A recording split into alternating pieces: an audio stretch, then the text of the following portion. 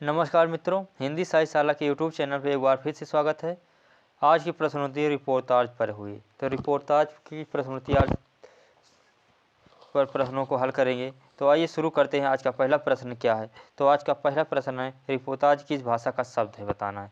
तो किस भाषा का शब्द है? तो यह फ्रांसीसी भाषा का शब्द है। राइट आंसर बी हुआ।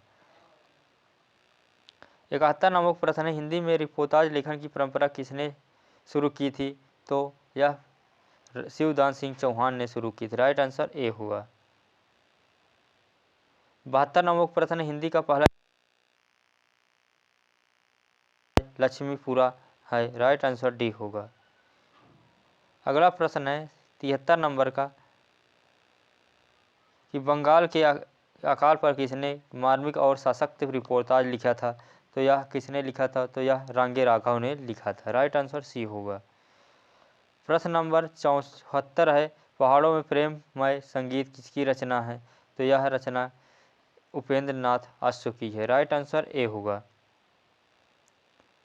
75 नंबर प्रश्न है, कि हिंदी का पहला रिपोर्टाज किस पत्रिका में प्रकाशित हुआ था? तो किस पत्रिका में प्रकाशित हुआ था? तो रूपाभ पत्रिका में प्रकाशित हुआ था। राइट आंसर सी होगा।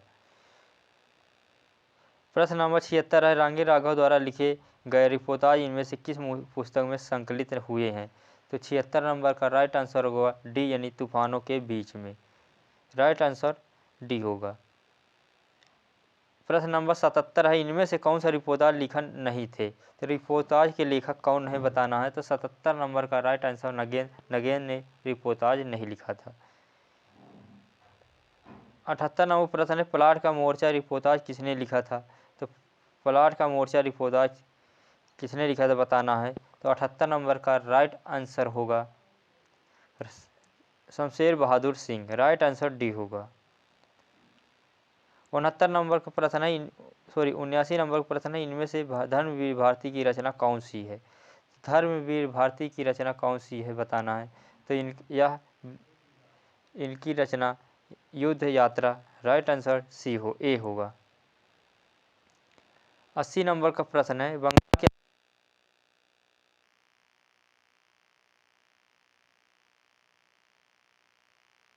में प्रकाशित हुए थे। 81 नंबर का प्रश्न है, कि रिपोर्टाज विधा का प्रादुर्भाव किस युद्ध के समय हुआ था? तो किस युद्ध के समय हुआ था? तो यह द्वितीय विश्व युद्ध के समय हुआ था। अगला प्रश्न है 82 नंबर का, कि अपोलो का रथ किसकी रचना है? तो अपोलो का रथ रचना किसकी है, बताना है। तो 82 नंबर का राइट आंसर होगा श्रीकांत वर्मा जी के। 83 नंबर प्रश्न है, कि किस रूसी साहित्यकार ने रिपोर्टाज विधा का प्रचार प्रसार किया था? तो 83 नंबर का राइट आंसर होगा बी, यानी इलिया एहरेनबुर्ग। राइट आंसर बी होगा। 84 नंबर प्रश्न है, एकलव्य के नोट किसकी रचना है? तो यह रचना किसकी है, बताना है। तो यह रचना राइट आंसर इसका होगा फणीश्वर नाथ रेणु। तो ये रहे रिपोर्टाज के प्रश्न।